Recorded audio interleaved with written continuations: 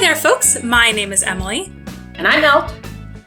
And we are Oh My Word, a podcast where we discuss the content of movies, musicals, TV shows, and books in an effort to help you be a more informed consumer and also to promote, ultimately, clean and age-appropriate content. Exactly. And then we put on all of our special equipment, and we very, very carefully take that content and weigh it on the mighty scales of the pearl-clutching scales. Please, someone add thunderous, booming voice here. Yeah, there we go. Well, that's good enough. That's, I think that fully conveys the might and the awe of our pearl-clutching scales. For violence, language, and romance, scale of 0 to 4. 0 being great. None of this. Void of empty. And 4 being holy canasta. There's too much of this. Oh, good. Oh, dearie me, goodness. And then we say, oh, my word, there's too much of it. Which is how we got our very cleverly named podcast, but holy canasta? Okay, I have to admit where I got it from. I adopted the expression. I mean, it's not a new expression, I don't think. And I love, it's just, there's something about it that's so funny. Canasta is a card game, right? Right. So there's a company that's called Better World Books. And they're a used bookseller, and their proceeds go to providing books. I don't know if it's in certain countries or in low income places, but so it's kind of like a charity kind of place, right? Or like I don't know if they're officially a nonprofit. Most of their drop boxes, I think, are on the East Coast. So anybody who lives on the East Coast and you want to get rid of books, you can look up for where the drop boxes are. I think they have one on the West Coast and like a few in the middle. It seems like right now they're predominantly there. Or you can I think you could hook up a library or a location to get it. I don't know the details of it. I was once just kind of looking at the map of it. So when you buy a book from them, which I do usually try to buy from either, Barnes & Noble or a bookstore or something like that, you want to support it. I try not to buy from Amazon so much just because they're such a behemoth of, they just own, the whole market. But and not as good for writers, haven't you said that? Yes, they're not as good for writers, and I just, there's a whole thing going on with Brandon Sanderson, whatever, but he did this whole Kickstarter campaign that's getting a lot of attention because he raised $30 million for these books that he wrote in secret. It's a very interesting conversation that's going on. And what he's saying about it, I'm not ditching my regular publishers, but this is just something I felt to do like this. And there's going to be different tiers of, do you want to buy the regular book? Do you want a book that comes with all the formats, or the prizes that come along with it? And he's also a very big name, Brandon Sanderson. So, and he also has much more of an infrastructure to be able to go through with what he's planning to do. A lot of authors can't just magically just start setting up packages, especially with the audience, the size of the audience that he has. So the point is, but every once in a while I do I'll get a book from a used bookstore. Sometimes if I'm not sure about, I don't know if I'm going to like this sort of thing, and if I'll buy it from a regular bookstore, I'll probably end up returning it. But if I'm just sort of giving something a chance or I can't find it in print, then I'll go look at the used bookstores. I spoke to once a used bookstore seller. She said sometimes that's an opening, for finding new authors, because people might not want to pay the $18.99 up front, but they'll try out the author. Oh, I really like them. Okay, now I'll go buy the rest of the books that are coming out now. That makes sense. Well, yeah. I'm not trying to make this a whole defense kind of thing. But the point is, the Better World Books, when you buy a book from them, after the order goes through, they'll send you an email. And it starts with, holy canasta, you chose me. And it's a really, really cute email about how the book is so happy to get off the shelf now. Because on the one side, there's the whiskey book that can't stay on the shelf. And another one about something physics. It's whoever wrote the email, it's clever and it's adorable and it's so much fun. I saw it and it sunk into the brain. I was like, so I'm giving credit now, give credit where credit's due. But I realized that expression is just so funny. Canasta's a good word. Yeah. You don't hear it often enough. Well, I used to use cannoli. So, it used to be a holy cannoli. And then I saw holy canasta and I'm like, I like holy canasta. So, we're interchangeable depending if we're moved for a game or for food, Right. What is holy to you on that particular day? Exactly. Yeah. That's not a segue at all into what we're talking about today. No, but it is fascinating. And when you say something like holy canasta, we can't just let that go. We have to delve into it.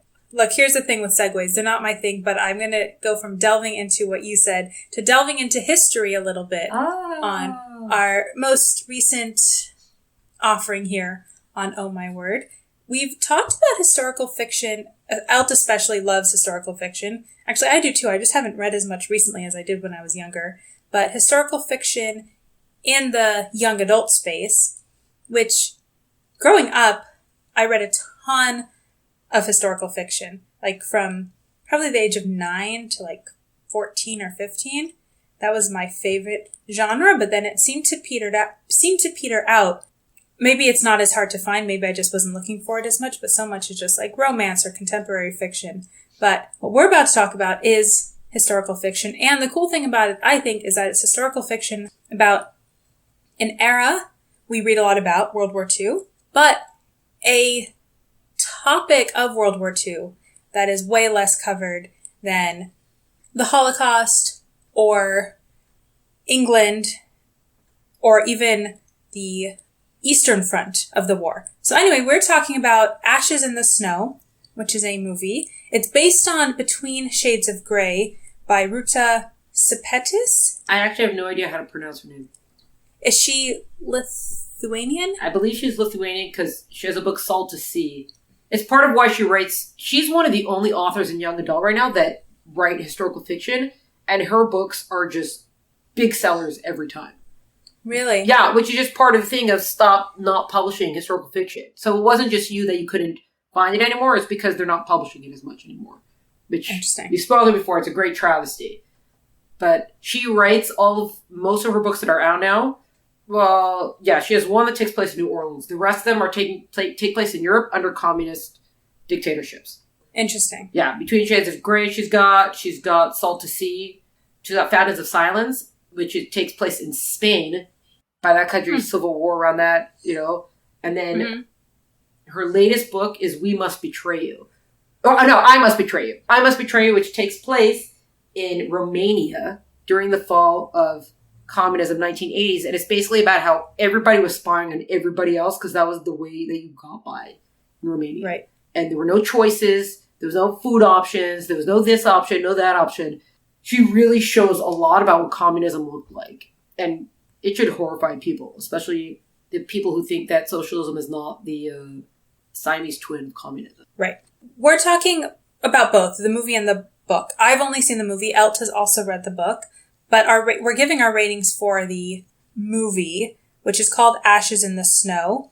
Violence is a 3.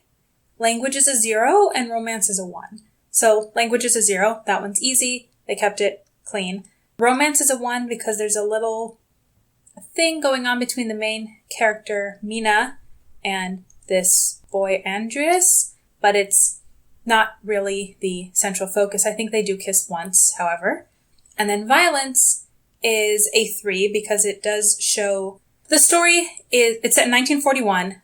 Mina, who's a 16-year-old aspiring artist, and her family are deported to Siberia amidst Stalin's brutal dismantling of the Baltic region. So we see them in a work camp, and we see the Russian soldiers being violent. We see several people shot directly in the back of the head, execution style. I actually wonder, maybe we do need to bump the romance up, though, because if nudity is under our romance scale, because there's a scene where the women have to, and the men are forced to wash themselves before they enter the work camp, and they're naked. Oh, that's a good on point. Screen. We see the full back. We don't see fronts. No, that's not true. We see upper fronts. You're right. But we don't see bottom fronts. Yeah, I was thinking of it because there's like an attempted rape, and I was like, we can't put that under romance because that's violence. It's not romance. Right. No, that's for sure violence. Yeah, you're right. The nudity should bump up the romance. So what should we bump it up to then? This is happening in real time now. Yeah, can you guys hear the whirs and bangs of the pearl clutching scale in the background? I don't know. I hesitate to bump it all the way up to a 3 because it's visceral, but 3 seem maybe a 2, maybe 2.5. For sure 2.5. I don't think we can make it less than a 2.5. It is full nudity. So we're almost full nudity. We should just comment, even though we didn't fully comment here, because this is good for people to see how this goes. You do have the nudity here, and it is in context. It's not gratuitous. Well, okay, it's not a gratuitous romance nudity.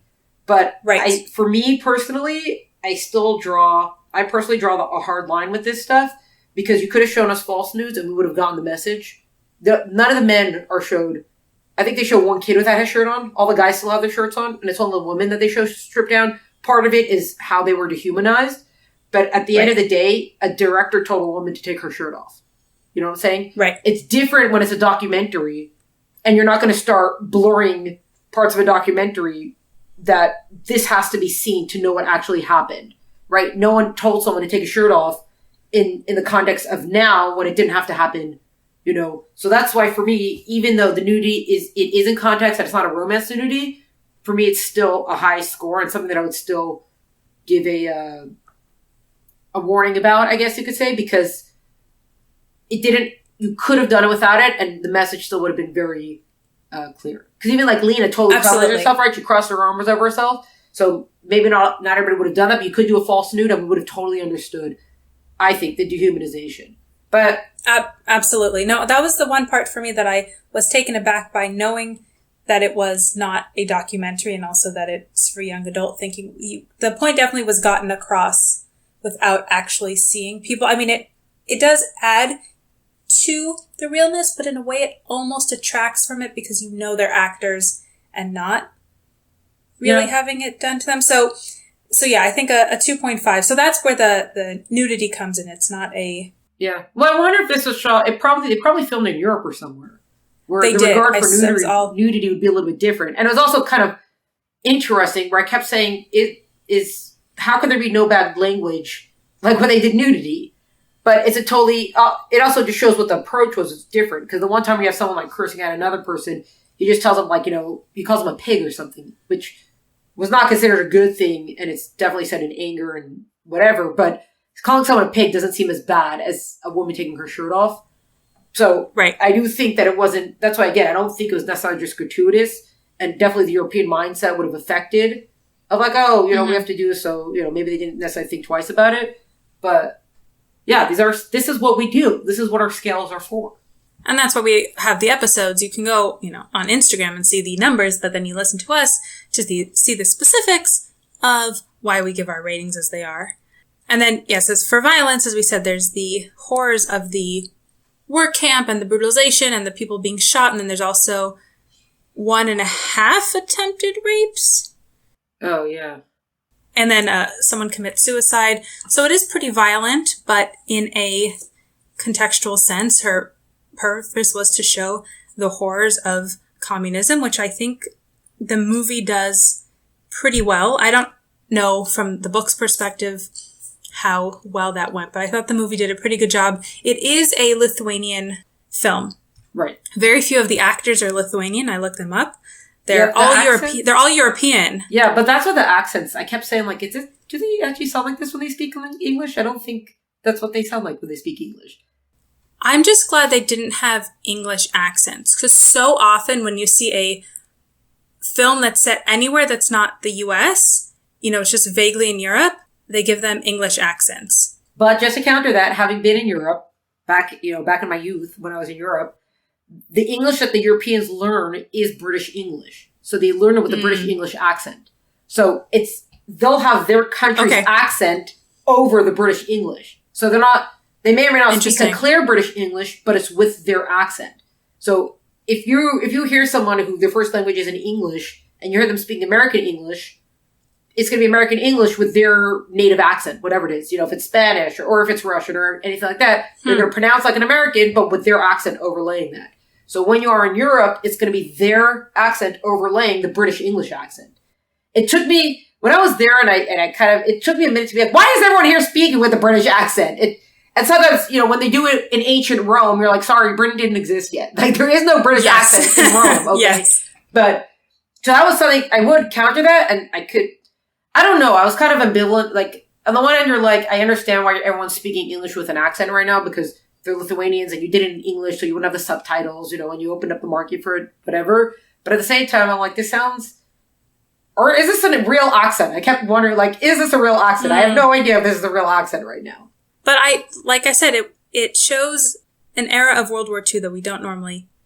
Or an aspect of World War II that we don't normally get to see. That there was stuff going on in other places than just Germany and England, which is what we see most often.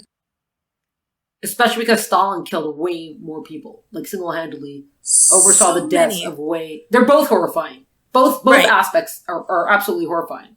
But because, we chose to fight Hitler before Stalin, the horrors of what Stalin was doing kind of got shoved to the side because we decided, he's a later enemy to deal with, instead of Hitler being the immediate enemy to deal with. And both of them were responsible for the deaths of it's an astronomical number. You can't even get your mind around the millions that they were responsible for. And also a different kind of genocide of the countries that the Russians saw as inferior to them. It's right. It's insanity. That's why I'm glad that they're publishing her work, and I'm glad that she's writing about these things.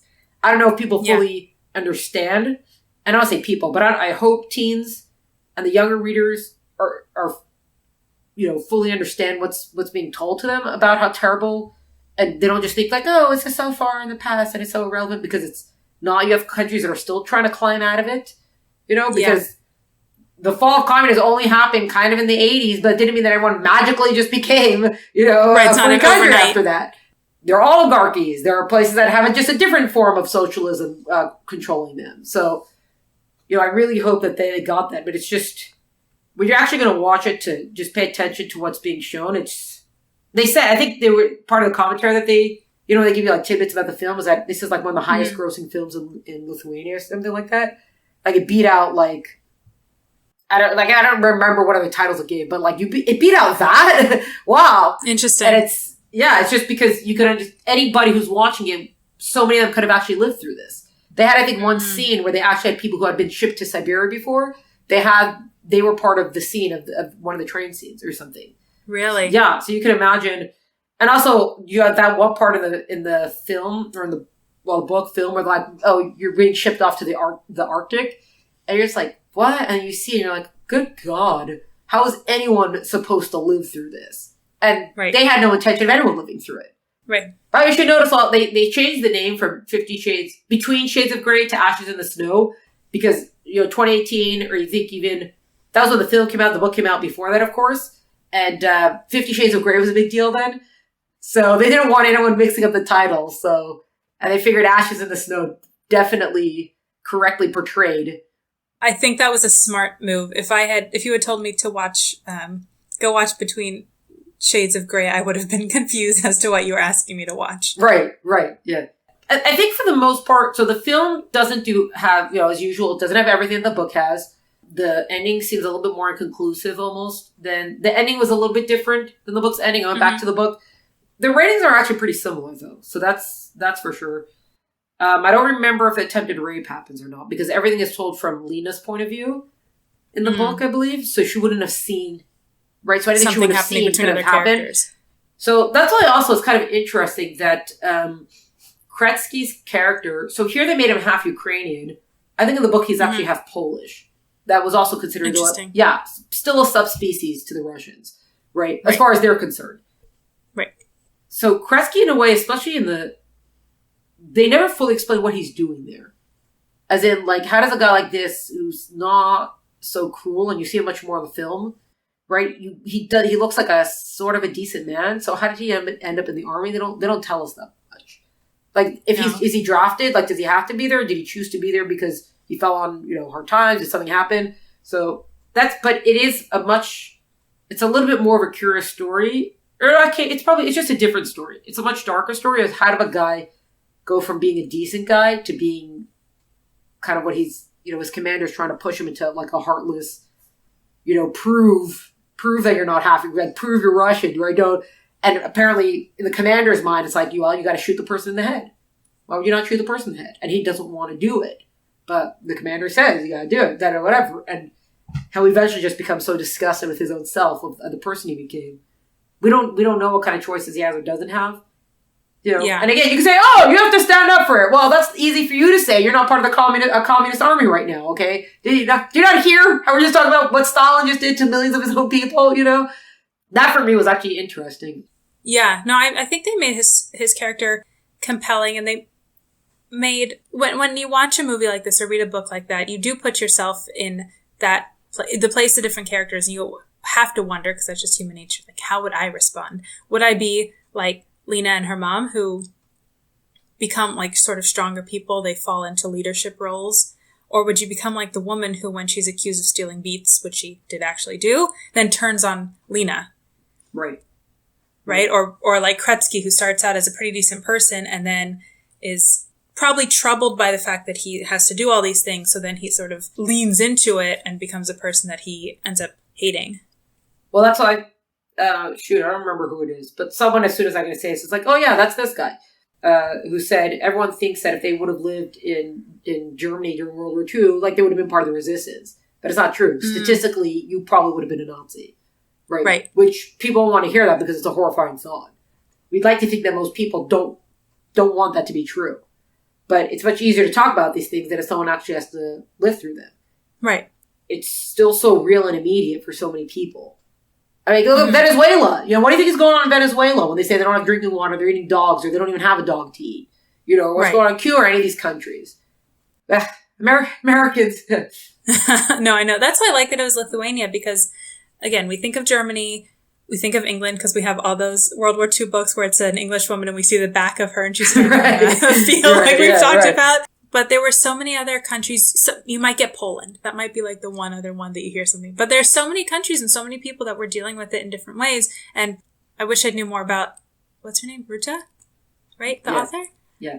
Like, maybe her grandparents, you know, maybe her parents. I mean, it's very likely that she has someone in her family.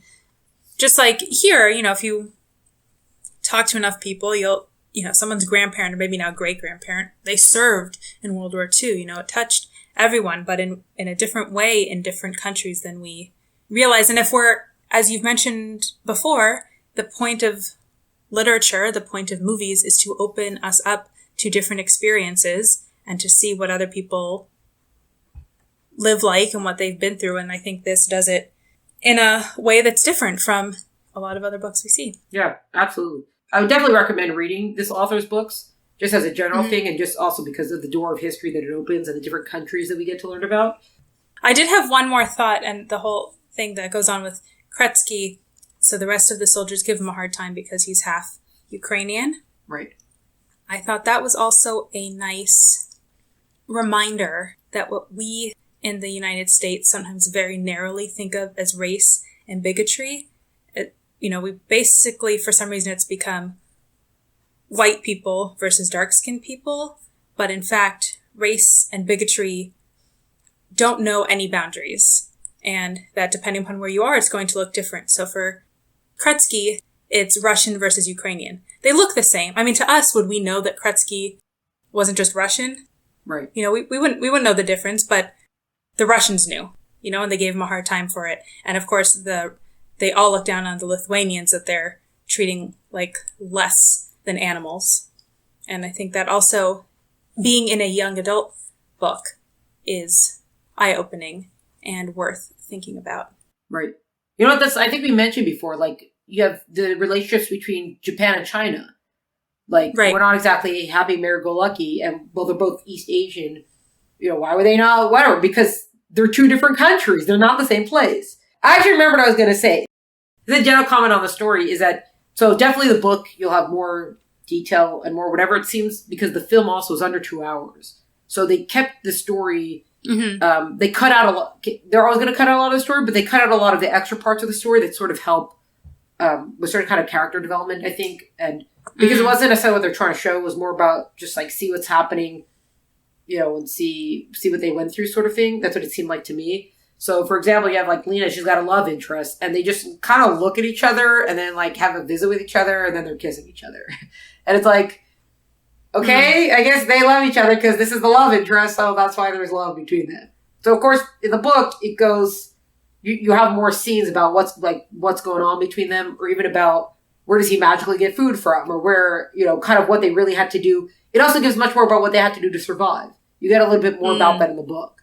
But, so that's why part of the film also just felt like it was just move along, which, yes, you want the story to have good pace to it. But part of that move along is that it dropped certain details. Usually I don't mind that, that book and film are different. And here I don't necessarily mind either, but it did simplify. That's what I'm looking for. It simplified certain parts of the story, of the personal story, to show the overall story of what occurred to how they uprooted these communities and people and what they did to them. It's not anything. It's just a comment. Then. Well, I'm glad you remembered what you wanted to say. Yeah, so that's Ashes in the Snow. Where did we watch it? We watched it on IMDb TV, so it's actually free to watch if you're so inclined. Right. I enjoyed it. It was sad. We don't talk about a lot of sad things on here. A lot of the stuff we talk about is like teen romance. It seems to be a little bit more upbeat, but this one, I definitely had tears and was emotional at different parts of it. Well, we know I'm a cold-hearted person, so. Yeah, I didn't expect that from you. Yeah. No, well, because sometimes the teen stuff that we'll have is dark, but dark is not necessarily sad. Well, it's dark. This wasn't necessarily dark, it was sad, because you're like, I can't believe this happened. What? Right, and it did happen. Real. And it's people are alive today who went through that. Oh my God. Yeah. That it's just, it's also just so sad, because like, who do they bother? Like, why would you do that? Right. Which is also a part of what hatred is, that the rationale for it, they were not bothering anybody. Like, they were, not even just not Lena, her parents, whatever, who were they bothering? They decided like, we gotta murder all these people. But we're not gonna directly murder them. We're just gonna make their life so bad that they're just gonna starve to death.